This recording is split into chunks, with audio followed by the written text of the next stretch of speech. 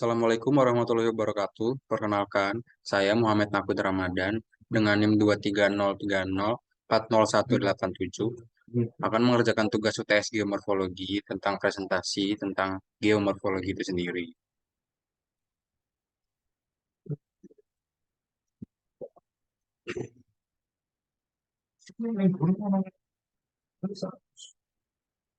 Jadi, menurut Van Zwiedam tahun 1977, geomorfologi merupakan ilmu yang mendeskripsikan secara genetis bentuk lahan dan proses-proses yang mengakibatkan terbentuknya bentuk lahan tersebut, serta mencari antar hubungan antara proses-proses dalam susunan keruangan.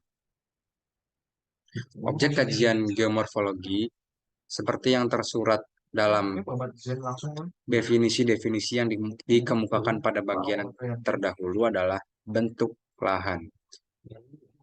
Zakrzyewska dalam Sutikno 1990 mengatakan bahwa geomorfologi itu mencakup aspek lingkungan dan aspek spasial atau keruangan, termasuk ke dalam aliran geomorfologi geografis. Aliran geomorfologi yang lain adalah geomorfologi geologis. Geomorfologi geografis cakupannya terletak pada penerapan konsep trilogi proses, material, dan morfologi. Sedangkan dalam aliran geomorfologi geologis menggunakan cakupannya terletak pada penerapan konsep bahwa aspek dari semua bentuk lahan ditentukan oleh struktur, proses, dan stadium. Sutikno 1990. Dengan demikian, aspek dari bentuk lahan yang mendapat sorotan meliputi morfografi,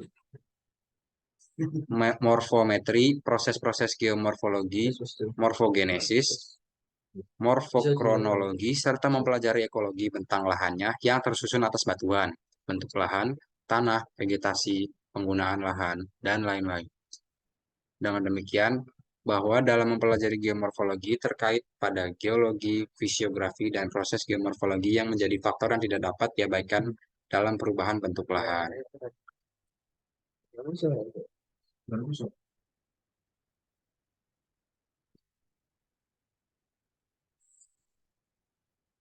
Kemudian ada aspek-aspek geomorfologi. Geomorfologi sendiri terdiri dari 4 aspek utama, yaitu aspek morfologi, aspek morfoganisa, aspek morfokronologi, dan aspek morfoasosiasi, yang masing-masing berbunyi seperti ini. Aspek morfologi mencakup morfometri dan morfografi. Morfometri mencakup aspek ukuran dan bentuk unsur-unsur penyusun bentuk lahan. Morfografi merupakan susunan dari objek alami yang ada di permukaan bumi. Aspek morfogenesa merupakan asal-usul pembentukan bentuk lahan dan perkembangannya. Kemudian ada aspek morfokronologi, merupakan urutan bentuk lahan yang ada di permukaan bumi sebagai hasil proses geomorfologis. Dan aspek morfoasosiasi merupakan kaitan antara bentuk lahan satu dengan bentuk lahan yang lain dalam susunan keruangan atau sebarannya di permukaan bumi, menurut Van Zwiedam 1983. Kemudian ada perbedaan antar lahan. Setiap lahan memiliki karakteristik yang unik sesuai dengan asal-usul dan proses geologis yang mempengaruhinya. Berikut adalah perbedaan antara jenis lahan yang berbeda. Yang pertama adalah lahan vulkanik. Lahan vulkanik terbentuk dari endapan hasil erupsi gunung berapi, termasuk lava, abu vulkanik, dan material vulkanik lainnya.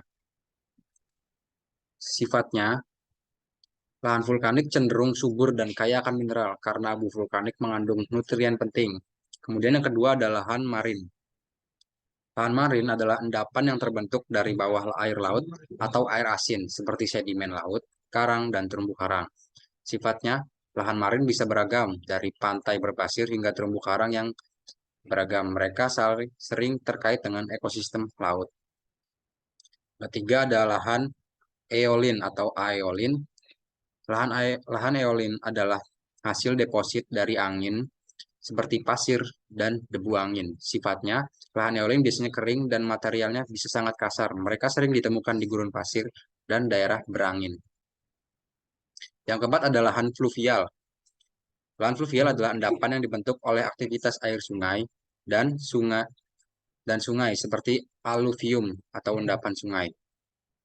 Sifat lahan fluvial bisa sangat subur karena sedimen sungai membawa nutrien. Mereka sering terletak di dataran banjir sungai. Yang kelima ada lahan solusional. Lahan solusional terbentuk akibat pelarutan batuan terlarut seperti kapur dan gamping. Sifat lahan solusional sering memiliki bentuk yang unik seperti gua, stalaktit, dan stalagmit. Yang keenam adalah lahan denudasional. Lahan denudasional adalah hasil dari erosi dan pemotongan oleh air, angin, atau es. Sifat lahan denudasional ini cenderung memiliki topografi yang bergelombang dan berbukit, dengan bukti erosi seperti lembah dan ketinggian. Yang ketujuh adalah lahan glasial. Asal-usulnya, lahan glasial terbentuk oleh aktivitas glasier dan es. Mereka dapat mengandung moraine atau endapan batuan dan material es, serta lembah glasial. Sifat lahan glasial sering memiliki tanah yang subur karena sedimen yang tercampur dari glasier. Yang kedelapan adalah lahan struktural. Asal-usul lahan struktural terbentuk karena pergerakan lapisan batuan dan deformasi geologis, seperti pegunungan atau retakan dalam tanah. Sifat lahan struktural sering memiliki karakteristik geologis yang unik dan tergantung pada jenis pergerakan dan deformasi yang terjadi. Yang kesembilan ada lahan organik. Lahan organik terbentuk dari bahan organik yang mengalami dekomposisi seperti rawa gambut dan lahan berawa. Sifat lahan organik bisa sangat kaya akan bahan organik dan memiliki kandungan air yang tinggi. Yang ke-10 ada lahan antropogenik. Lahan antropogenik adalah lahan yang telah mengalami pengaruh atau modifikasi oleh aktivitas manusia seperti lahan pertanian, pemukiman, dan infrastruktur. Karakteristiknya sangat bervariasi tergantung pada penggunaan dan pengolahan yang diterapkan oleh manusia. Perbedaan ini mencakup asal-usul, sifat, dan karakteristik fisik dari masing-masing jenis lahan. Setiap jenis lahan memiliki dampak ekologi dan geologisnya sendiri dan dapat mempengaruhi tata ruang dan penggunaan lahan. Kemudian ada bentuk lahan. Bentuk lahan merupakan suatu bagian dari permukaan bumi yang mempunyai bentuk khas seperti akibat dari proses dan struktur batuan selama periode tertentu. Keberadaannya ditentukan oleh faktor topografi, struktur geologi atau batuan, dan proses eksogenetik atau proses destruktif menurut Verstappen. Atau juga suatu kenapakan medan yang terbentuk oleh proses alami yang mempunyai komposisi dan julat atau range karakteristik fisikal dan visual tertentu dimanapun bentuk lahan dijumpai, menurut Swidam dan Cancelado 1979. Macam bentuk lahan yaitu vulkanik, marin, eolin, fluvial, solusional, denudasional, glasial, struktural, organik, dan antropogenik. Kemudian ada bentang lahan. Bentang lahan merupakan suatu wilayah yang mempunyai karakteristik tertentu dalam hal bentuk lahan, tanah, vegetasi, dan pengaruh manusia. Mencakup bentuk alami dan non-alami atau budaya. Terdapat 8 unsur penyusun bentang lahan yaitu udara, batuan, tanah, air, bentuk lahan, flora, fauna, dan manusia. Dengan segala aktivitasnya. Kedelapan unsur bentang lahan tersebut memiliki faktor-faktor penentu terbentuknya bentang lahan yang terdiri atas faktor geomorfik, litologik, edafik, klimatik, hidrologik, oceanik, biotik, dan faktor antropogenik. Selanjutnya ada penggunaan lahan. Penggunaan lahan merupakan setiap bentuk intervensi manusia terhadap lahan dalam rangka memenuhi kebutuhan hidupnya, baik material maupun spiritual. Penggunaan lahan menurut Arsyad 1989 2007 dalam Eko Trigus dan kawan-kawan 2012. Penggunaan lahan adalah setiap bentuk intervensi atau intervensi campur tangan manusia terhadap lahan dalam rangka memenuhi kebutuhan hidupnya, baik material maupun spiritual. Arsyad 1989 dalam Eko Trigus dan kawan-kawan 2012 membagi penggunaan lahan ke dalam dua jenis penggunaan utama, yaitu penggunaan lahan pertanian dan lahan non-pertanian. Lahan pertanian meliputi tegalan, sawah, perkebunan, hutan produksi, dan lindung, padang rumput, dan padang alang-alang, termasuk lahan untuk peternakan dan perikanan. Sedangkan penggunaan lahan bukan pertanian dibedakan menjadi lahan pemukiman dan industri atau jasa. Penggunaan lahan merupakan suatu pencampuran yang kompleks dari berbagai karakteristik kepemilikan, lingkungan fisik, struktur dan penggunaan lahan, ruang. Kaiser dan kawan-kawan 1995 dalam Eko. Triggus dan kawan-kawan 2012. Pemanfaatan lahan merupakan bentuk campur tangan manusia terhadap sumber daya lahan dalam kerangka pemenuhan kebutuhan hidup, baik yang bersifat material maupun spiritual. Menurut Juhadi 2007 dalam Lahamendu 2015. Kemudian ada bentuk lahan asal vulkanik. Bentuk lahan asal vulkanik ini terbagi menjadi dua, yaitu bentuk lahan asal vulkanik ekstrusif yang diisi dengan yang pertama, kerucut gunung api yang merupakan bagian tubuh gunung api paling atas yang langsung mendapat material dari kawah saat terjadi erupsi. Kerucut gunung api memiliki lereng yang sangat curam dan terdapat lembah-lembah dalam. Yang kedua, ada medan lava, terbentuk oleh adanya aliran lava melalui lembah-lembah dan hasil erupsi gunung api. Karakteristik satuan bentuk lahan ini berupa daerah yang bergelombang tak teratur. Yang ketiga, ada medan lahar, terbentuk oleh material vulkanik berupa campuran batu, pasir, dan kerikil yang keluar akibat adanya aliran air yang terjadi di lereng gunung. Yang keempat, ada kaldera, merupakan kawah besar yang terbentuk dari kawah yang runtuh akibat erupsi gas yang kuat sehingga bagian dalam kawah menjadi kosong. Yang kelima, kawah merupakan cekungan pada puncak atau bagian lereng gunung api yang merupakan tempat keluarnya magma ke permukaan. Yang keenam, ada kepundan, merupakan menjadi tempat atau saluran utama tempat keluarnya magma. Yang ketujuh, ada parasiter, adalah bentukan kerucut pada kaki gunung api utama terbentuk akibat magma yang terjadi berhubungan langsung dengan kegiatan gunung api. Yang kedelapan, ada baranco, yaitu lembah dari gunung api atau tempat lewatnya lahar piroklasti. Kemudian, yang kedua yaitu bentuk lahan asal vulkanik intrusif. Terbagi menjadi A. Batolit, adalah batuan beku yang terbentuk dari dapur magma karena penurunan suhu yang sangat lambat. B. Laktolit, bentuk batuan beku yang berasal dari penyusupan magma di antara dua lapisan atau batuan yang menyebabkan lapisan batuan di atasnya terangkat sehingga cembung alasnya rata. Yang ketiga, kemudian ada sill, adalah magma yang menyusup searah perlapisan batuan, menyusup di antara dua perlapisan batuan yang searah, relatif tipis dan melebar. Kemudian ada dike, yaitu magma yang menerobos perlapisan batuan dengan cara memotong perlapisan batuan. Arahnya tegak lurus dengan perlapisan batuan, bentuknya pipih atau lempeng.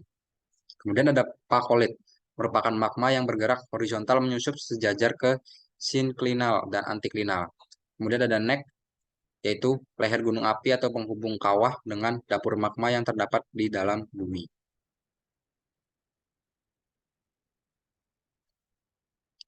Kemudian ada perbedaan lipatan dengan patahan. Lipatan dan patahan adalah dua fenomena geologis yang terkait dengan pergerakan lapisan batuan di dalam kerak bumi. Tetapi mereka memiliki karakteristik yang berbeda. Berikut adalah perbedaan antara lipatan dan patahan. Lipatan terbentuk akibat tekanan horizontal di kerak bumi yang menyebabkan lipatan atau lipatan pada lapisan batuan yang ada. Proses lipatan terjadi ketika batuan menjadi terlipat atau bengkok akibat tekanan horizontal. Ini akan terjadi ketika batuan diubah bentuknya tanpa terjadi retakan atau pergeseran.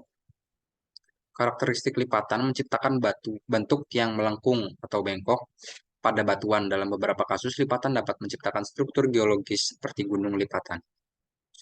Contohnya seperti di pegunungan Himalaya adalah contoh besar dari lipatan yang terbentuk akibat tekanan antara lempeng India dan Eurasia.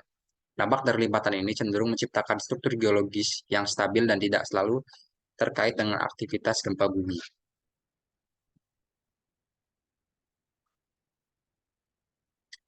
Kemudian ada patahan. Patahan terjadi ketika batuan pecah atau retak akibat tekanan horizontal atau gesekan di kerak bumi. Proses patahan terjadi ketika batuan pecah atau bergeser menciptakan batas antara dua blok batuan yang berbeda. Karakteristik patahan menciptakan retakan atau pergeseran pada batuan dan seringkali menjadi sumber aktivitas gempa bumi. Mereka bisa memiliki geseran mendatar, patahan geser, atau vertikal, patahan naik atau turun. Contoh patahannya yaitu patahan San Andreas di California, yang terkenal dari patahan geser, sementara patahan Semangko di Indonesia adalah contoh patahan naik. Dampak dari patahan ini seringkali menjadi sumber gempa bumi dan aktivitas geologis lainnya. Mereka bisa menciptakan perubahan signifikan dalam lapisan batuan dan topografi.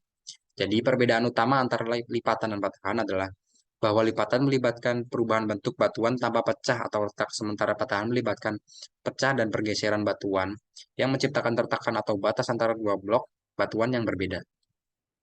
Kemudian ada bentuk lahan asal struktural. Bentuk lahan asal struktural adalah hasil dari proses geologis yang berkaitan dengan pergeseran lapisan batuan di kerak bumi. Berikut adalah beberapa contoh bentuk lahan asal struktural. Antiklinal dan sinklinal. Antiklinal adalah lipatan dengan puncak tertinggi yang terbentuk akibat tekanan horizontal. Sementara sinklinal adalah lipatan dengan lembah terendah. Contoh struktur antiklinal dan sinklinal dapat ditemukan di pegunungan Appalachia di Amerika Serikat. Kemudian ada berlekuk dan cekung. Berlekuk adalah lipatan dengan struktur melengkung yang mengarah ke atas, sedangkan cekung adalah lipatan dengan struktur melengkung yang mengarah ke bawah. Pegunungan Rocky Mountain di Amerika Utara memiliki banyak contoh berlekuk dan cekung. Kemudian ada pegunungan lipatan. Pegunungan lipatan adalah rangkaian pegunungan yang terbentuk akibat lipatan batuan. Pegunungan Alpen di Eropa adalah contoh pegunungan lipatan yang besar. Kemudian ada palung tektonik. Palung tektonik adalah cekungan yang dalam dan panjang di dasar laut yang terbentuk akibat pergerakan lempeng tektonik. Contoh palung tektonik termasuk palung Mariana di Samudra Pasifik. Kemudian ada dataran tinggi. Dataran tinggi adalah dataran yang memiliki elevasi yang tinggi dan seringkali terbentuk akibat pergerakan lempeng tektonik. Dataran tinggi antiplano di Amerika Serikat adalah contoh dataran yang terbentuk akibat aktivitas tektonik. Kemudian ada cekungan sedimen. Cekungan sedimen adalah cekungan geologis yang terbentuk sebagai akibat pengendapan lapisan batuan dan endapan selama jutaan tahun. Contoh cekungan sedimen termasuk cekungan Mississippi di Amerika Serikat. Kemudian ada tanggul sungai. Tanggul sungai adalah struktur yang terbentuk akibat pergerakan tektonik dan pengendapan sedimen oleh sungai. Contoh tanggul sungai adalah tanggul sungai Mississippi. Kemudian ada struktur batuan terlipat. Struktur batuan terlipat adalah lapisan batuan yang terlipat menciptakan batuan yang terlihat seperti lipatan. Contoh struktur batuan terlipat dan ditemukan di berbagai lokasi geologis di seluruh dunia. Kemudian ada tanggul terjal. Tanggul terjal adalah cekungan yang tajam dan vertikal yang terbentuk akibat pergerakan lapisan batuan. Contoh tanggul terjal termasuk Grand Canyon di Amerika Serikat. Kemudian ada pegunungan sabuk lipatan. Pegunungan sabuk lipatan adalah rangkaian pegunungan yang terbentuk akibat lipatan batuan di wilayah yang panjang. Pegunungan Himalaya di Asia adalah contoh pegunungan sabuk lipatan yang sangat besar. Bentuk lahan asal struktural ini mencerminkan pergerakan dan deformasi lapisan batuan di dalam kerak bumi selama jutaan tahun. Mereka menciptakan keanekaragaman topografi dan karakteristik geologis yang mempengaruhi ekosistem dan lingkungan setempat.